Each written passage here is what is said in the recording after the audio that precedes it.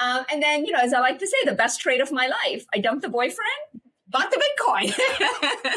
That is a very good trade. And it was a great trade for the crypto community too.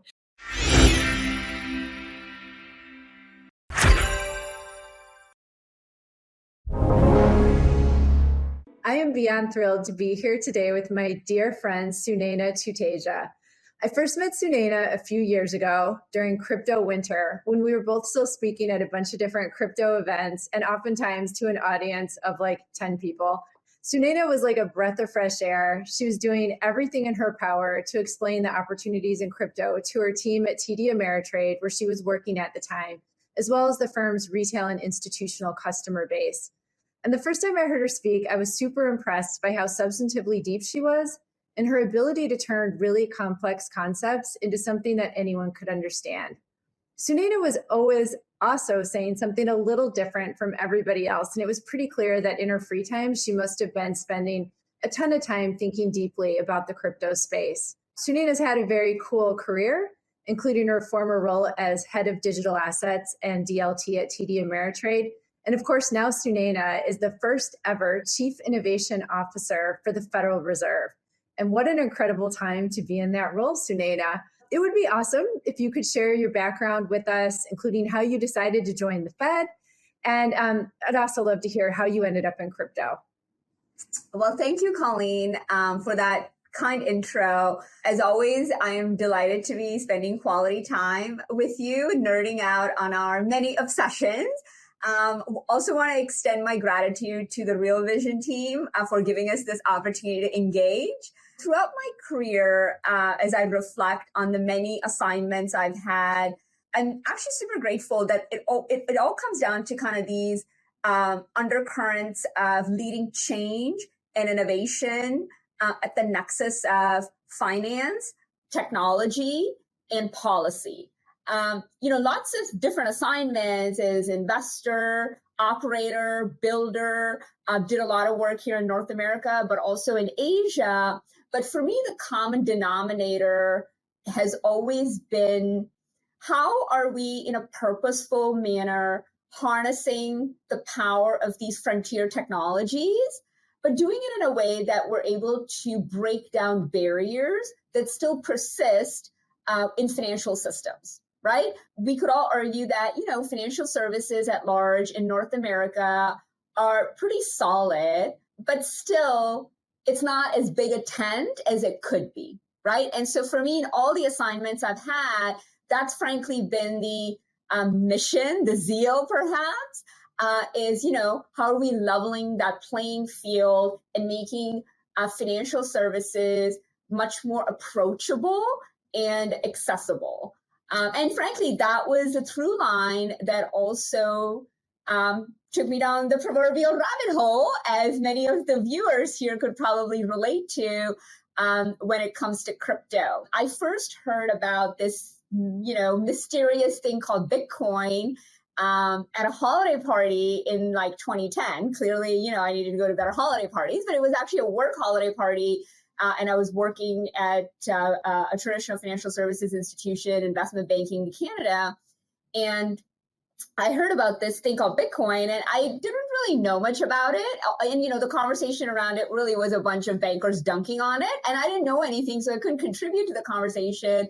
But it, curiosity, for better or for worse, has always been my one talent. And if I don't know something, then I have to go down the rabbit hole. And I recall going home that Friday night and just, learning about it. And, there was no Cambrian explosion of content that we have around crypto today. Like, I cannot keep up with the podcasts and the newsletters and the great, fun, also dramatic content on Twitter. But none of that existed. So you had like these pockets. I, came across the white paper. Full transparency, I didn't understand majority of the white paper. Angels did not start singing to me right away. I had to read it many, many times. And but what it did was it piqued this curiosity, which to this day is what keeps me excited about crypto, that is just so multidisciplinary.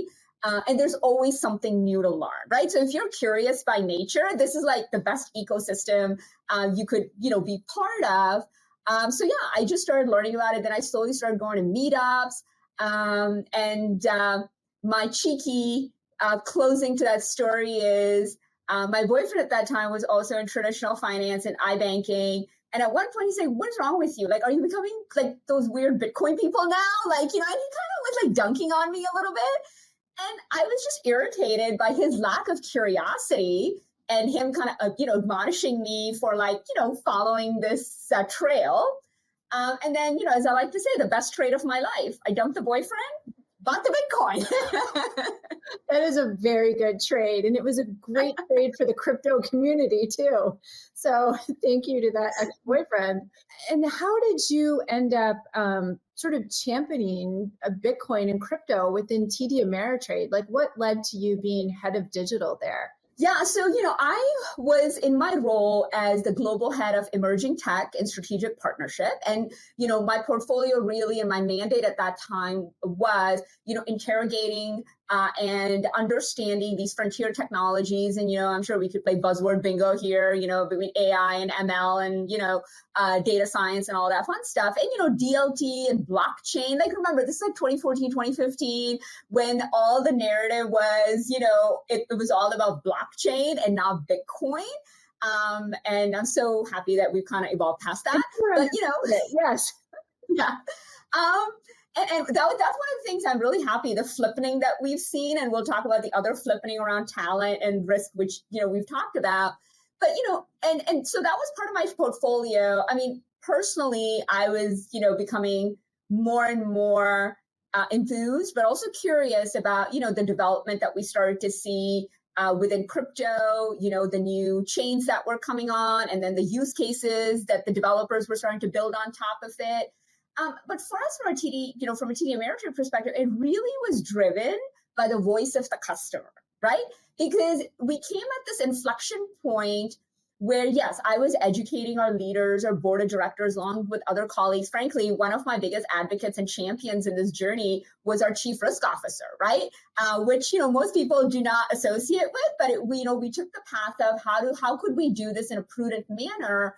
And there were many meetings where I was getting laughed out of the room or yelled out of the room, which is cost of doing business when you're leading change and innovation. But the inflection point really was the voice of the customer, right? Especially our active trader customer, as you know, Colleen, from the Chicago ecosystem, who are very comfortable trading derivatives, options, higher order trading strategies. And they tend to be one of the early adopters of new technologies and new asset classes. So, and we started to hear a lot from that segment about, hey, I want to do this, but I don't want to have to go somewhere else. How do I do it, all in one place, right? And then the other thing is we also had a pretty large segment of what I like to call the crypto curious, where, retail client, institutional clients, where they were like, wait, what is this about? Should I be learning about it? And so our thesis really was, it's about education, not evangelism, right? And our approach really was, we have to start from a place of educating people. Because again, even to this day, this entire ecosystem is pretty nascent. It continues to shape shift. And there's a whole lot of complexity built around it. And, a few years ago, it was still a lot more abstraction around all of this. So the approach of, starting with education and then building meaningful products and services, that connected to the expectations of our clients was really the pathway that we took into it. So really starting with the problem statement. Hey there, revolutionaries. Thanks for tuning in. For more content like this, head over to realvision.com/crypto and get unfiltered access to the most brilliant minds in finance and crypto. Join our community of lifelong learners for exclusive access, unparalleled education, and unbiased insights.